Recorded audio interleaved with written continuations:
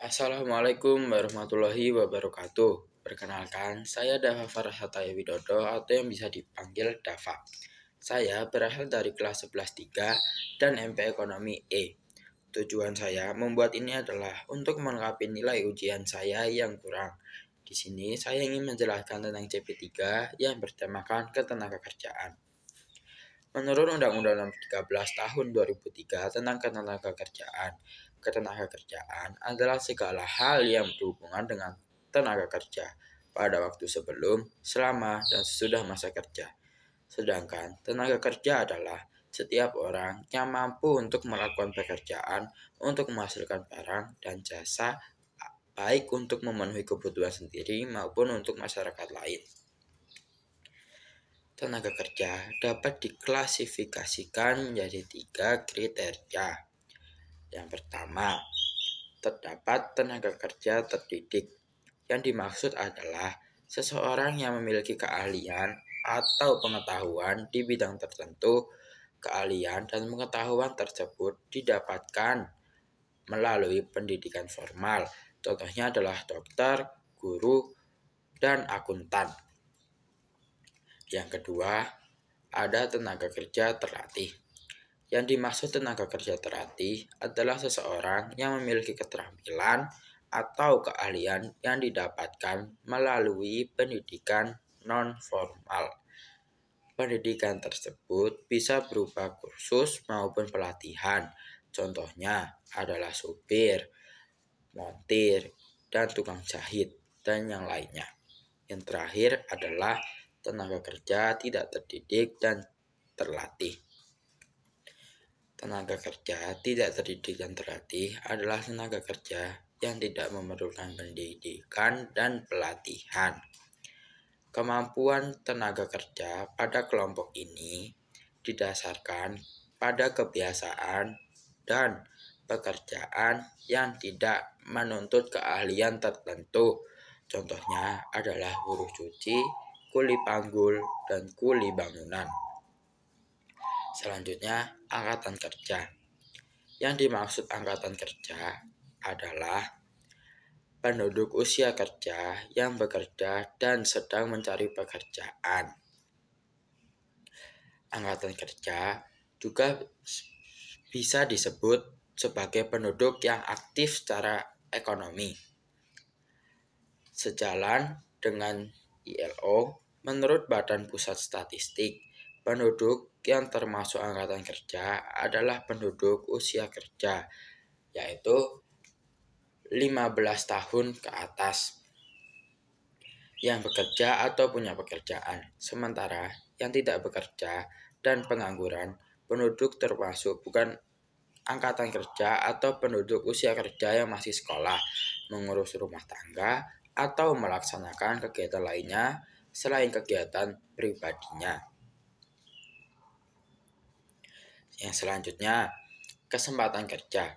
Kesempatan kerja dapat diartikan sebagai permintaan akan tenaga kerja ketika memproduksi barang dan jasa.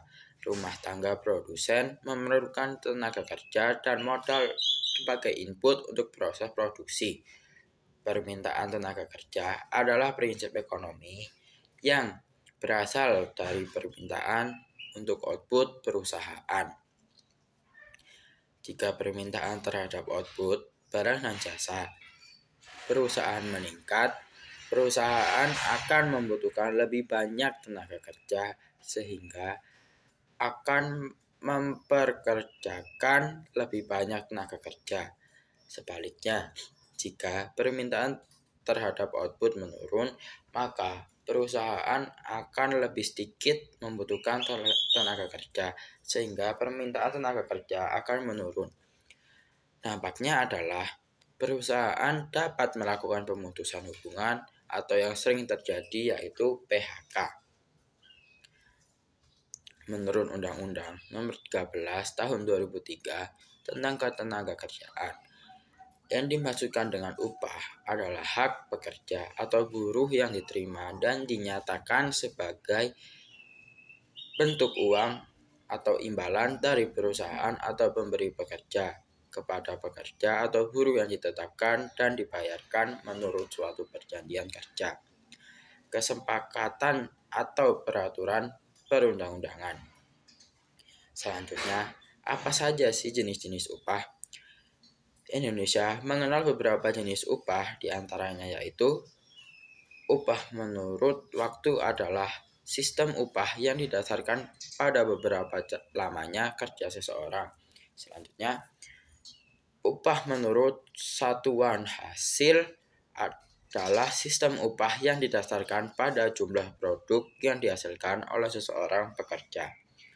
Yang ketiga, upah borongan adalah sistem upah yang didasarkan pada kesepakatan dari yang memberi kerja dengan penerima kerja. Upah minimum dalam upaya mewujudkan penghasilan yang dapat memenuhi kebutuhan layak bagi masyarakat, pemerintah menerapkan kebijakan dalam sistem pengupahan, yaitu kebijakan upah minimum. Selanjutnya, terdapat Dewan Pengupahan.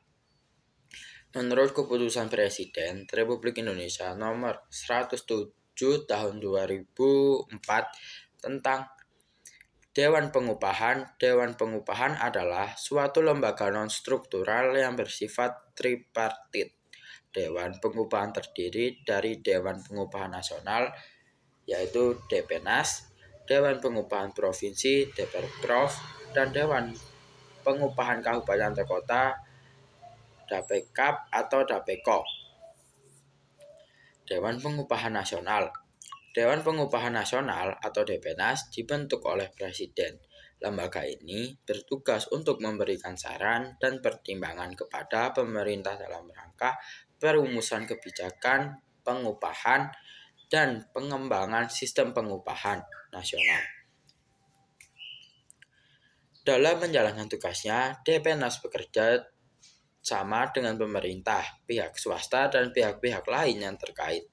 Keanggotaan Depenas terdiri dari unsur pemerintah, organisasi, pengusaha, serikat pekerja atau serikat buruh, perguruan tinggi, dan pakar.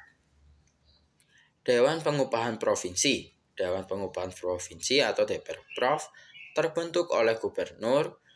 Tugas Deperprov yaitu memberikan saran dan pertimbangan kepada gubernur dalam rangka yang pertama, penetapan upah minimum provinsi atau UMP, penetapan upah minimum kabupaten atau kota UMK, dan upah minimum sektoral UMS, penerapan sistem pengupahan tingkat provinsi. Yang selanjutnya yaitu Dewan Pengupahan Kabupaten atau Kota. Dewan Pengupahan Kabupaten atau Kota, yaitu DPKAP atau DPKO, dipimpin oleh Bupati atau Wali Kota.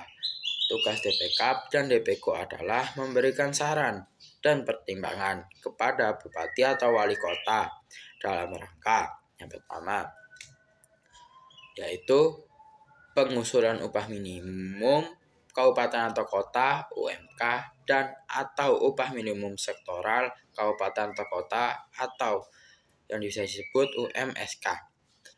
Yang kedua, penerapan sistem pengupahan di tingkat kabupaten atau kota.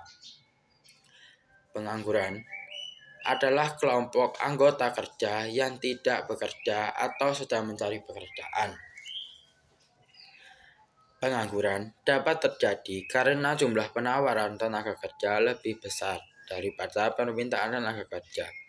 Dengan kata lain, seperti surplus atau kelebihan penawaran di pasar tenaga kerja. Pengangguran berdasarkan lama waktu bekerja. Yang pertama, pengangguran terbuka. Pengangguran terbuka adalah angkatan kerja yang sama sekali tidak mempunyai pekerjaan. Contoh dari pengangguran terbuka adalah yaitu mahasiswa yang baru lulus kuliah dan belum bekerja. Menurut BPS, pengangguran tersebut terdiri atas kelompok orang yang pertama, tidak memiliki pekerjaan dan sedang mencari pekerjaan. Yang kedua, tidak memiliki pekerjaan dan sedang mempersiapkan usaha. Yang ketiga, tidak memiliki pekerjaan dan tidak mencari pekerjaan karena merasa tidak mudah atau tidak mungkin memperoleh pekerjaan. Yang selanjutnya, sudah memiliki pekerjaan tapi belum mulai bekerja. Selanjutnya, yang kedua, setengah pengangguran. Setengah pengangguran adalah angkatan kerja yang sudah bekerja namun tidak bekerja secara optimal atau bekerja di bawah jam kerja normal. Contoh-contohnya yaitu petani yang menganggur karena menunggu musim panen tiba. Yang ketiga, pengangguran terselubung. Pengangguran terselubung adalah angkatan kerja yang sudah bekerja, namun tidak bekerja secara optimal karena tidak sesuai latar belakang pendidikan, atau pekerjaan tidak sesuai dengan bakat dan kemampuan bekerja. Contoh-contohnya adalah seseorang sarjana hukum yang bekerja sebagai customer service di salah satu bank. Padahal idealnya seseorang sarjana hukum dapat bekerja sebagai pengacara, jaksa, ataupun notaris. Sekian dari tugas untuk melengkapi nilai ujian saya. Mohon maaf jika ada salah kata dan sikap-sikap saya. Wassalamualaikum warahmatullahi wabarakatuh.